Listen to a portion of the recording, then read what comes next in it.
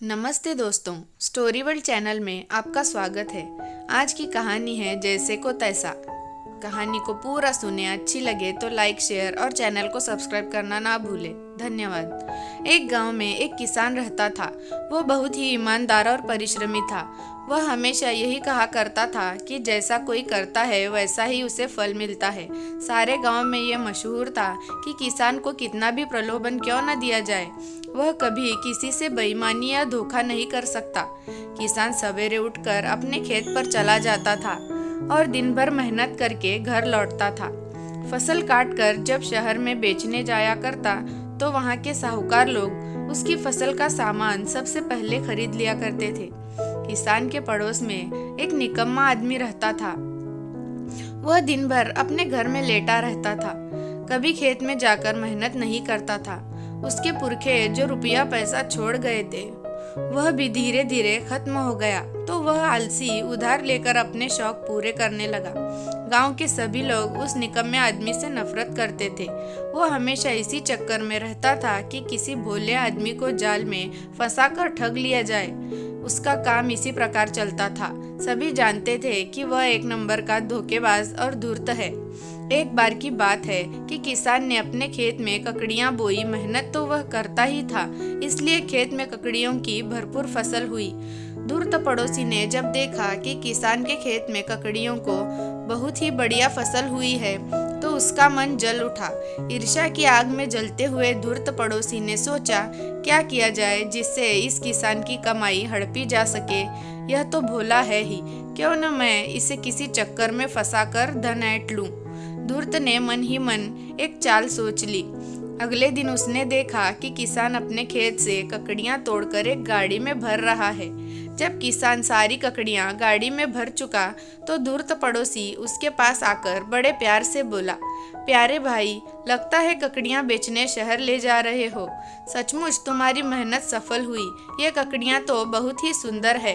धूर्त पड़ोसी की बात सुनकर किसान खुशी खुशी बोला, हाँ भाई, ककड़ियों की फसल बहुत ही अच्छी हुई है, शहर में बेचने जा रहा हूँ। किसान की बात सुनकर धूर्त ने कुछ देर सोचा, फिर जोरों से हंस पड़ा। किसान ने जब धूर्त पड़ोसी को हंसते हुए देखा तो आश्चर्य में पड़ गया।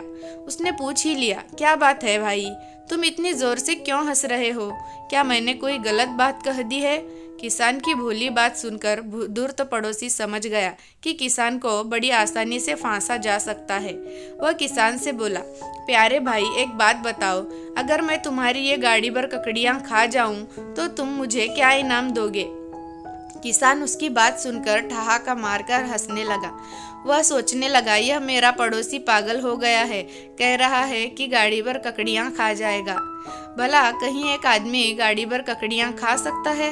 हंसते हुए किसान ने धूर्त पड़ोसी से कहा, छोड़ो भाई, क्यों मजाक करते हो? मैं जल्दी शहर जाना चाहता हूँ। भला कहीं एक आदमी इतनी ककड़ियां खा सकता है क्या? क्या तुम इतना मुझे मूर्ख समझते हो कि मैं तुम्हारी बातों में आ जाऊंगा? अरे नहीं भाई, मजाक नहीं कर रहा हूँ, मैं सचमुच ये गाड़ी भर ककड़ियां खा सकता हूँ। तुम्हें यकीन नहीं है तो शर्त क्यों नहीं लगा लेते? चुनौती देते हुए उस धूर्त पड़ोसी ने किसान को उकसाया। आखिर किसान उसके जाल में फंस ही गया। उसने भी मजाक के स्वर में कह दिया, ठीक है, तुम भी क्या याद करोगे? शर्त लगाता हूँ, अगर तुम ये गाड़ी भर ककड़ियां खा लोगे तो मैं तुम्हें एक ऐसा लड्डू दूंगा जो इस नगर के द्वार से न निकल सके। धूर्त पड़ोसी खुश हो गया। उसने गवाह बुलाकर सबके सामने शर्त रख दी। किसान से उसने कहा, देखो प्यारे भाई, अगर तुम लड्डू ना दे सके तो 100 सोने की मुद्राएं देनी पड़ेंगी। किसान जानता था कि कोई भी आदमी गाड़ी भर ककड़ियां खा ही नहीं सकता। उसने हाँ कह दी। धूर्त ने गवाहों के सामने कहा, ठीक है, आप सब लोग गवाह हैं, मैं अब इन सब ककड़ियों को आप सबके सामने ही खा लेता हूँ। इतना कहकर वह धूर्त गाड़ी में से ककड़ियां उठा उठा कर उनका थोड़ा सा किनारा मुंह से काट काट कर रखने लगा। थोड़ी देर में ही उसने सारी ककड़ियों के किनारे मुंह से काट काट कर वहीं फेंक दिए। इस प्रकार एक भी ककड़ी उसके पेट में नहीं गई, लेकिन सारी की सारी ककड़ियों पर दांतों के निशान हो गए। किसान और सारे गवाह मूर्त की इस हरकत को देख रहे थे, लेकिन कोई कुछ नहीं बोला। धूर्त ने किसान से कहा, लो प्यारे भाई, मैंने ये गाड़ी भर ककड़ियाँ खा ली हैं। लाओ, शर्त के अनुसार मेरा लड्डू दो या फिर 100 स्वर्ण मुद्राएं मुझे दो। किसान अपनी सारी ककड़ियों को नष्ट होते देख चुका था। वह धमकते हुए बोला, तुमने तो एक भी ककड़ी नहीं खाई है, फिर लड्डू तुम्हें कैसे दिया जाए? तुम तो शर्त हार गए हो। मेरी सारी ककड़ियों का मूल्य मुझे दो। धूर्त पड़ोसी तो चालाक था ही, गवाहों को बुलाकर कहने लगा, अरे वाह प्यारे भाई, कमाल करते हो तुम। अगर मैंने ककड़ियाँ नहीं खाई हैं तो चलो तुम इन्हें बेचकर दिखाओ, अभी सारी बात का पता चल जाएगा। किसान ने आवाज लगाकर ककड़ियाँ खरीदने वालों को बुलाया। जो भी आता वह यही कहता, ये तो खाई हुई ककड़ियाँ हैं, इन्हें बाजार में क्यों बेच रहे हो? और फिर एक एक करके सभी खरीदार यही कहकर लौट गए कि ये तो खाई हुई ककड़ियाँ हैं। अब तो धूर्त पड़ोसी किसान के ऊपर गुस्सा करते हुए चीखने लगा, पहले तो शर्त लगाई और अब हार गए हो तो बेईमानी करते हो। या तो मुझे एक बड़ा लड्डू दो जो नगर द्वार से ना निकल सके, या 100 स्वर्ण मुद्राएं मुझे दो। मैं शर्त जीत गया हूँ। गवाहों ने भी धूर्त के बात का समर्थन किया, क्योंकि हर खरीदार ने यही कहा था कि ये ककड़ियाँ तो खाई हुई है। झगड़ा बढ़ गया। किसान बड़े चक्कर में पड़ गया था। धूर्त उससे लड्डू मांग रहा था। आखिर जब मामला नहीं सुलझा तो धूर्त अपना मामला नगर के न्यायालय में ले गया। सारे गवाहों ने एक स्वर में कहा कि सभी खरीदारों ने कहा है कि ये ककड़ियाँ तो खाई हुई है। नगर के न्यायाधीश ने क्या कहते? गवाहों के बयान से यह सिद्ध हो गया था कि धूर्त पड़ोसी ने गाड़ी भर ककड़ियाँ खा जाने की शर्त लगाई थी। बाजार के सभी खरीदारों ने यही कहा कि ये ककड़ियाँ तो खाई हुई हैं, इसलिए धूर्त अपनी शर्त जीत गया। बेचारा किसान चक्कर में पड़ गया। उसका वह धूर्त पड़ोसी एक ही रट लगाए हुए था कि मुझे एक बड़ा लड्डू दो जो नगर द्वार से ना निकल सके। अगर नहीं दे सकते तो फिर 100 स्वर्ण मुद्राएं तुरंत दो। किसान ने बहुत बार समझाया, लेकिन धूर्त अपनी जिद पर अड़ा ही रहा। किसान उसके जाल में फंस चुका था। उसे समझ नहीं आ रहा था कि वह क्या करे। उसने धूर्त पड़ोसी से कहा, ठीक है भाई, तुम शर्त जीत गए हो, यह मैं मान लेता हूँ। अब मुझे एक दिन का समय तो दो, मैं कल तुम्हें लड्डू बनवा कर दे दूंगा। किसान की बात सुनकर धूर्त पड़ोसी ने मन ही मन सोचा, यह भोला किसान भला एक दिन में ऐसा लड्डू कहाँ से बनवा कर लाएगा जो नगर द्वार से ना निकल सके। उसने खुशी खुशी एक दिन का समय किसान को दे दिया। किसान बेचारा कुछ जानकर लोगों के पास गया। उसने धूर्त पड़ोसी की धोखेबाजी की सारी कहानी सुनाकर उनसे मदद मांगी।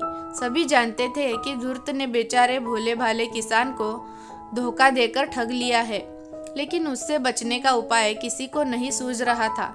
तभी उनकी निगाह पास से जाते हुए एक जैन साधु पर पड़ी।